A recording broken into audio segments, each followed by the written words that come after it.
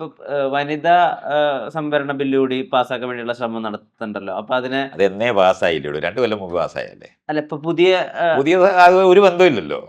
അല്ല അപ്പൊ അത് അവന്മാരുടെ വിജയമാണ്, ബി ജെ പിക്കാരുടെ വിജയമാണ് ഡീലിമിറ്റേഷനുമായിട്ട് ബന്ധപ്പെടുത്തി ഇത് പറയുന്നതിന്. അല്ലെന്നുണ്ടെങ്കിൽ ഇത് 2 കൊല്ലം മുമ്പ് പാസ്സായതല്ലേ, യുനാനിമസ് ആയിട്ട് പാസ്സായല്ലയോ സ്ത്രീകളുടെ ബില്ല്.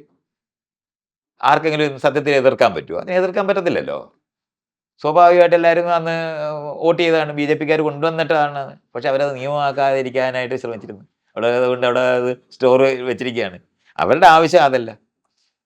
530 സീറ്റുള്ളത് അതിനകത്ത് ഇത് നടപ്പാക്കാൻ പറ്റുമായിരുന്നല്ലോ 2 കൊല്ലമായിട്ട്. അത് നടപ്പാക്കാഞ്ഞേ എന്ന് പറയുന്നൊരു ചോദ്യമില്ലേ. അപ്പോൾ ഇപ്പം സ്ത്രീകളുടെ സംവരണ ബില്ലിനെതിരാണ് ഇതെന്ന് വരുത്താൻ വേണ്ടിയുള്ള വളരെ ഇന്റലിജന്റ് ആയിട്ട് അവർ ചെയ്യുന്ന ഒരു സാധനത്തിനകത്ത് കടിച്ച് നമ്മൾ കൊണ്ടേണ്ട കാര്യമുണ്ടോ? ഈ മോദി പറയുന്നു ഇത്രയധികം ആൾക്കാർ റേപ്പ് ചെയ്തുകൊണ്ടിരിക്കുന്ന, ഇത്രയധികം സ്ത്രീവിരുദ്ധമായിട്ട് ചിന്തിച്ചുകൊണ്ടിരിക്കുന്ന ഒരു ബി ജെ പിയെയും ഈ ഒരു ഞാൻ ക്രിമിനൽസ് മാത്രം ഉണ്ടായിരിക്കുന്ന ഒരു രാഷ്ട്രീയ പാർട്ടി ഏത് സ്ത്രീകളെ പറ്റിയാണ് പറയുന്നത്? ഇയാൾ തന്നെ പറ.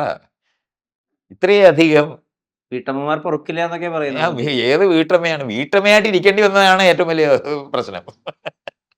വീട്ടമ്മമാർ ഉറക്കത്തില്ലെന്ന് പറഞ്ഞാൽ വീട്ടമ്മയാകേണ്ട കാര്യം എന്താ? അതൊന്നും അല്ലല്ലോ എൻ്റെ സ്ഥലം. ഹിന്ദു താലിബാന്റെ സാധനം മാത്രമാണ് അതങ്ങനെ തന്നെ നമ്മൾ അറിയണം. അവർ നേരെ പോയിട്ട് ഒരു പാടുമില്ലാതെ അഫ്ഗാനിസ്ഥാൻ താലിബാനുമായിട്ട് ഒരു കണക്ട് ചെയ്യുന്നുണ്ടല്ലോ. പാകിസ്ഥാൻകാരനെ ഉപദ്രവിക്കാൻ അത് ഉപയോഗിക്കാൻ പറ്റുമെന്ന് കാണുന്നതുകൊണ്ട് മാത്രമല്ല, അല്ലാതെ അവിടുത്തെ മുസ്ലിങ്ങളോട് പ്രണയം വന്നിട്ടാണോ? അതൊക്കെ നമുക്ക് അങ്ങനെ തന്നെ കാണരുത്. ബലൂചിസ്ഥാൻ എന്ന് പറയുന്ന സ്ഥലം ആരാണ് പ്രൊമോട്ട് ചെയ്യുന്നത്? തുടങ്ങിയപ്പോൾ തൊട്ട് ഇന്ത്യക്കാർ ചെയ്യുന്നതാണ്. ഇതെല്ലാവർക്കും അറിയാവുന്നതാണ്. പക്ഷെ കശ്മീരി മാത്രമാണല്ലോ ഈ ടെററിസ്റ്റുകൾ വരുന്നത്. അത് പാകിസ്ഥാനിൽ നിന്ന് വരുന്നത്. പക്ഷെ ബലൂചിസ്ഥാനിൽ സ്വാതന്ത്ര്യ സമര പോരാളികളാണ്. ഇതൊക്കെ നമുക്ക് അറിഞ്ഞൂടെ? ഇതൊക്കെ നമുക്ക് രാഷ്ട്രീയമായിട്ട് അറിയുന്നവർക്കാണെങ്കിൽ നമുക്കിതെല്ലാം കാണാം. എല്ലാ വലിയ രാജ്യങ്ങളും ഇപ്പം നമുക്കറിയാം, ബംഗ്ലാദേശിന് സപ്പോർട്ട് കൊടുത്ത് അവിടുത്തെ മൂവ്മെൻറ്റിന് സപ്പോർട്ട് കൊടുത്ത് പാകിസ്ഥാനെ തോൽപ്പിച്ച് ആ പാകിസ്ഥാൻകാരനെ അവിടുന്ന് മാറ്റി ബംഗ്ലാദേശുകാർക്ക് കൊടുക്കുമ്പോൾ അത് ഇന്ത്യക്ക് അനുകൂലം. പക്ഷേ അവിടെയുള്ളവരെ സംബന്ധിച്ചിടത്തോളം മുസ്ലിം ഐഡൻറ്റിറ്റി കാരണം ഇന്ത്യക്കാർക്കെതിരായി തീർന്ന സ്ഥലമായിട്ട് അത് മാറി.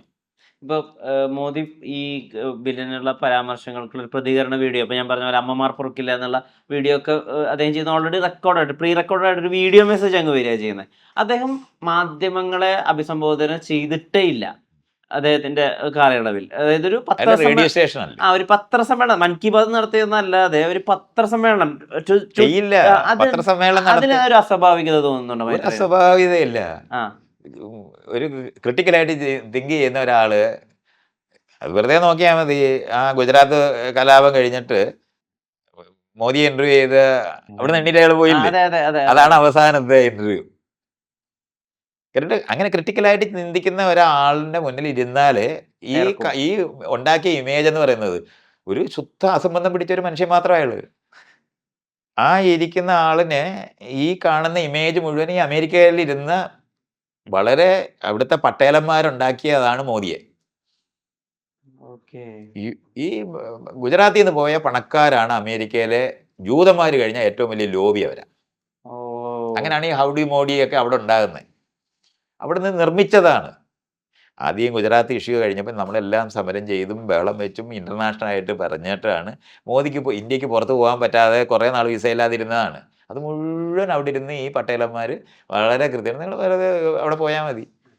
ആ അമേരിക്കയിലെ ഏറ്റവും വലിയ രണ്ടാമത്തെ പണക്കാർ എന്ന് പറയുന്നത് ഇന്ത്യക്കാരാണ്.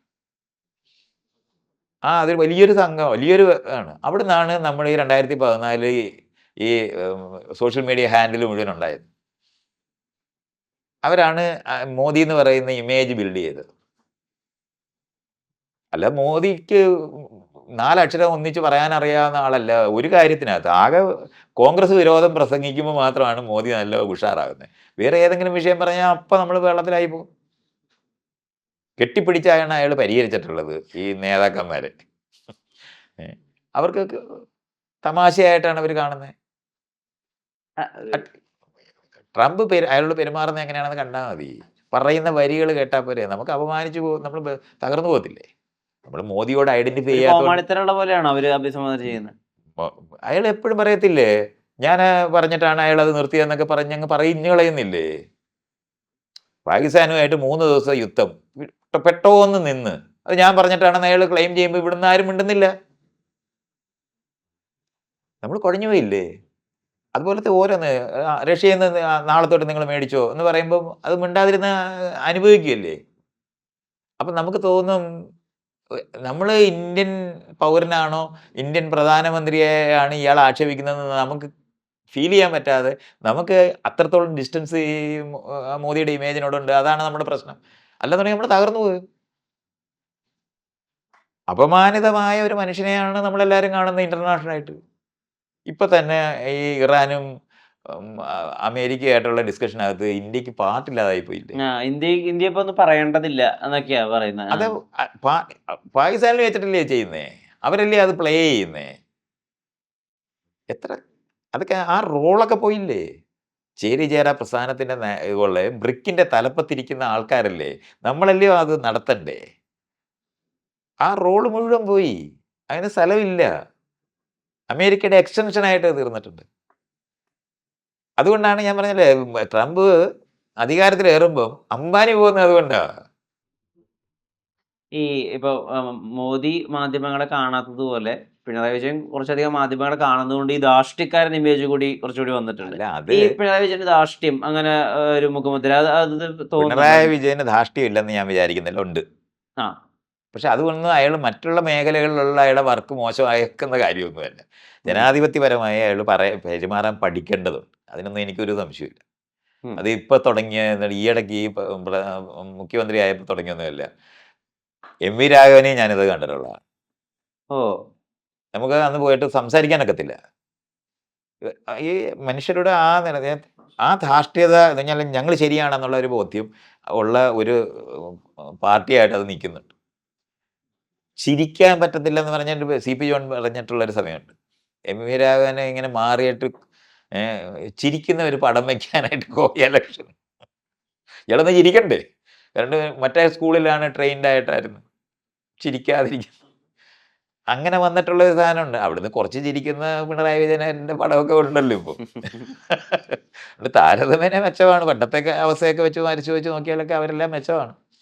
പക്ഷെ അപ്പോഴും ഞാൻ പറയുന്നത്, നേതൃത്വം എന്ന് പറയുന്നത് ഒരാളിലേക്ക് മാറുന്ന ഒരു ഒരു ഒരു വ്യക്തിയിലേക്ക് ചുരുങ്ങുന്ന. മറ്റേ അങ്ങനെയല്ല. പാർട്ടി പറയുന്ന ഇപ്പോഴും പിണറായി പ്രസംഗിക്കുന്നത് സംസാരിക്കുമ്പോൾ പാർട്ടി പറഞ്ഞിട്ടാണെന്ന് പറയുന്നുണ്ട്. ഉം, ഉം, ഉം. കളക്റ്റീവായിട്ട് തീരുമാനം എടുക്കുന്നതിനെ തന്നെ മുന്നേ നിർത്തി തന്നെ അവർ സംസാരിക്കുന്നതൊക്കെ. പക്ഷെ ബാക്കിയുള്ള ആൾക്കാരെല്ലാവരും കൂടെ പിണറായി മന്ത്രിസഭ, പിണറായി 1, 2, 3 എന്നൊക്കെ പറയും. ഇയാൾ തന്നെ ചോദിക്കുമ്പോൾ അങ്ങനെ ആ, പറയും. ആ, ആ, അല്ലാതെ ശരി. മൂന്നാമത്തെ അവർ ജയിച്ച LDF ജയിച്ചാൽ ആരായിരിക്കും ആകുന്നതെന്നല്ലേ ചോദിക്കണ്ടേ. ആ, ആ, ആ, ആ. ഇയാൾ 3 ആ, ഓ പിണറായി വിജയൻ എന്നാണല്ലേ എന്നോട് ആ, ചോദിക്കുന്നത് തന്നെ. ആ. നമ്മളും കൂടെ ചേർന്നാണ് അത് ഉണ്ടാക്കുന്നത്. ഞാൻ പറയുന്നത്, ജനാധിപത്യ വിരുദ്ധത ഒരു സംഘടിതമായ ഏത് പ്രസ്ഥാനത്തിനും ഉണ്ടാവും. RSSകാർ ഇങ്ങനെ തന്നെയാണ്. സംഘടിതമായി ബലമുള്ള എല്ലാവരും ജനാധിപത്യ വിരുദ്ധരാണ്. അതിനൊന്നും ഒരു സംശയവും നമുക്ക് വേണ്ട. കോൺഗ്രസ് തന്നെ വല്ല ഗുണ്ടായിസത്തിന് വല്ല കുറവുണ്ടായിട്ടുണ്ടോ? അവിടെ ഇങ്ങനെ ആളുകളെ തല്ലിക്കൊന്നുകൊണ്ടിരുന്ന പ്രസ്ഥാനത്തിനെതിരായിട്ട് ഞാനൊക്കെ സമരം ചെയ്തിട്ടുള്ളതല്ലേ. കാശ്മീരൊക്കെ മരിച്ചു പോകുന്നത് അങ്ങനെയല്ലേ. അപ്പൊ അതുകൊണ്ട് അതൊന്നും നമുക്ക് ഒരു സംശയമൊന്നും വേണ്ട. എവിടെയാണോ ബലമുള്ള ഏത് വിഭാഗവും ഒരു സംഘടിതമായിട്ടുണ്ടായാൽ അവർ മറ്റുള്ളവരെ ഉപദ്രവിക്കും. അത് അങ്ങനെ അല്ലെന്ന് വിചാരിക്കണ്ട. ജനാധിപത്യം എന്ന് പറയുന്നത് അത്ര വലിയ ബലമില്ലാത്തവരായത് അപ്പോഴാണ് കൂട്ടായ്മയെ പറ്റിയും സഹകരണത്തിനെ പറ്റിയൊക്കെ നമ്മൾ ആലോചിക്കുന്നത്. മുന്നണികൾ ഉണ്ടാകുന്നത് തന്നെയാണ് ശരി. ഏകകക്ഷി ഭരണം എന്ന് പറഞ്ഞാൽ ജനാധിപത്യ വിരുദ്ധമാണ്. മുന്നണി സ്വാഭാവികമായി ഉണ്ടായതാണ്. അതുകൊണ്ട് ജനാധിപത്യത്തിന്റെ ലക്ഷണം എന്ന് പറയുന്നത് മുന്നണികളാണ്. അപ്പൊ അപ്പുറത്തിരിക്കുന്ന ആളിനെ കേൾക്കേണ്ടി വരും, ചർച്ച ചെയ്യേണ്ടി വരും. അല്ലെങ്കിൽ പിന്നെ നമ്മളെന്തിനാ രാജാവിനെ മാറ്റിയത്? ഒരാളൊറ്റയ്ക്ക് ഉണ്ടായിരുന്നല്ലോ. പിന്നെ എന്തിനാണ് വെറുതെ പ്രിവി പേഴ്സും കൊടുത്ത് പെൻഷനും കൊടുത്ത് അവരെ പറഞ്ഞു വിട്ടത് എന്തിനാ?